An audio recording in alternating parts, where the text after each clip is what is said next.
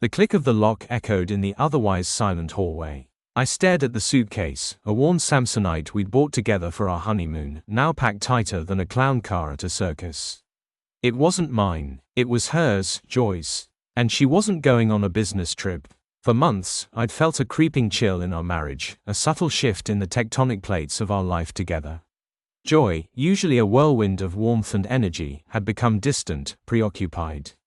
Her phone, once a shared device littered with goofy selfies and inside jokes, was now guarded, a fortress of secrets protected by a newly implemented passcode.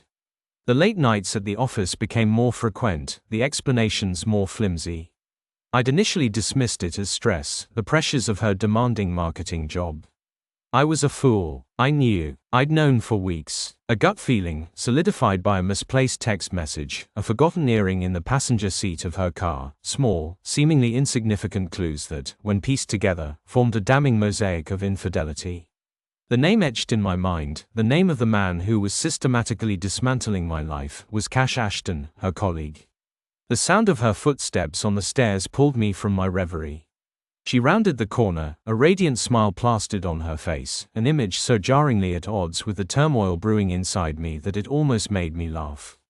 Her eyes landed on the suitcase, and the smile vanished, replaced by a look of pure, unadulterated terror. Her face, moments before flushed with excitement, drained of all color, turning a ghostly white.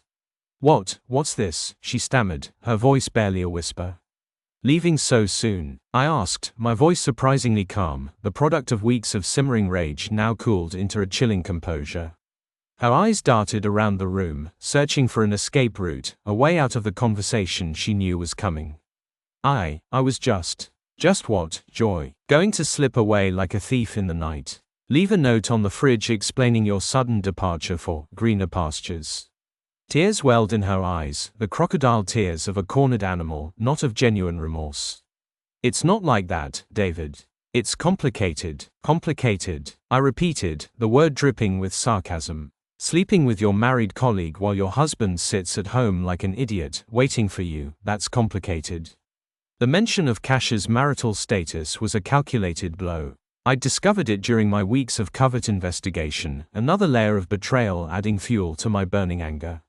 She opened her mouth to speak, but no words came out. She knew I had her. I knew everything. "Where is he, Joy?" I asked, my voice low and dangerous. "Where's Cash?" She flinched at the name, her silence a confirmation.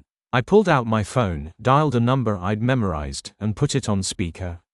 It rang twice before a deep voice answered. "Cash Ashton." "Cash," I said, my voice steady, "it's David. Joy's husband. I believe you have something that belongs to me."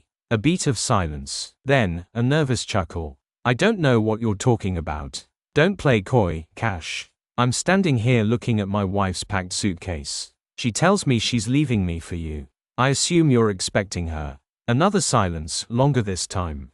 I could hear muffled voices in the background, then a panicked, "Just a minute, honey." Honey. The word was a physical blow. "David, Cash started, his voice laced with a newly acquired fear. "I'm on my way, Cash," I interrupted. "I suggest you tell your honey to pack her bags too." I hung up, the silence in the hallway now thick with anticipation. Joy stared at me, her eyes wide with fear. I picked up the suitcase, walked past her, and out the door. The drive to Cash's house was a blur of anger and adrenaline. I parked across the street, watching as the lights flickered on inside. I grabbed the suitcase, marched across the lawn, and rang the doorbell.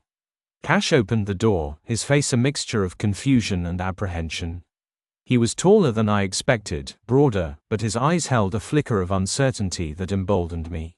Behind him, a woman with fiery red hair and a stunned expression stood frozen in the hallway. "David," Cash said, his voice weak. I didn't respond. I simply pushed past him, dragging the suitcase behind me. I stopped in the middle of the living room, the silence punctuated only by the rhythmic thumping of the suitcase's wheels against the hardwood floor. Joy decided she wasn't quite ready to leave, I said, my voice calm despite the storm raging inside me. So, I brought her things back. I opened the suitcase, revealing the meticulously folded clothes, the toiletries, the small trinkets that represented a life she was willing to discard. I then pulled out a framed photo, our wedding photo, and placed it on the coffee table. A little reminder of what you're both destroying, I said, looking directly at the woman, who now had tears streaming down her face. Your husband, Cash, is sleeping with my wife. My wife is packing her bags to run away with your husband. Does that sound like a happy ending to anyone? Cash stepped forward, his face flushed with anger. Get out of my house, he growled. Gladly, I replied. I picked up the wedding photo, tucked it back into the suitcase, and snapped it shut.